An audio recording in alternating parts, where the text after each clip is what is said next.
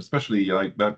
The characters you write, they've got a wonderful charm, and I think it's the vampirism. They're almost seductive in many ways. Well, they are seductive in many ways, but they do seem to think that they are doing the right thing, even when they're doing these utterly repellent actions. And I think in some of the more recent things that I explore, I don't want to give too much away. How can I do this without it? Well, I guess my current approach to it, so when I was coming back to the Victorian Vampire Chronicles and I was thinking about Dracula and I'm thinking about, who was it, Varney the Vampire? And you got to think when these books were being written, you had to have money about you to be able to go to Europe. I think it's getting that way again, but you didn't have package holidays.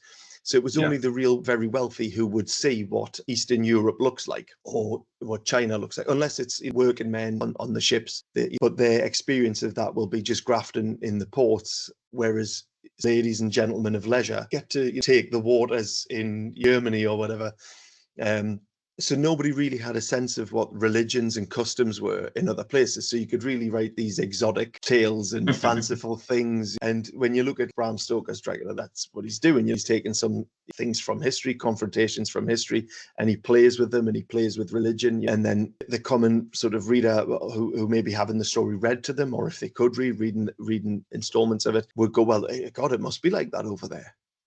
They may not know that they may imagine that everywhere sort of east of France is like that. And so the protagonists are professionals or ladies and gentlemen of leisure, aren't they? Jonathan Harker is a professional who was sent to Europe on a mission. And so I wanted to go, well, what happens when you take people who are, and you probably haven't really encountered this in the Victorian Vampire Chronicles stories that you've read so far, but where I'm going with it, I don't know if you read Tender Morsels, but you'll see a hint of it. With Tender Morsels, it's very much about what happens if you're poor and you're desperate and vampirism exists in your world. All of a sudden, there's going to be food everywhere. And that's where I'm coming at it from now. So, or an element of it. So that's the strand I'm on with it now. It was just, that was a sort of look at vampirism that you don't get from Dracula. Dracula is written from a very privileged sort of perspective.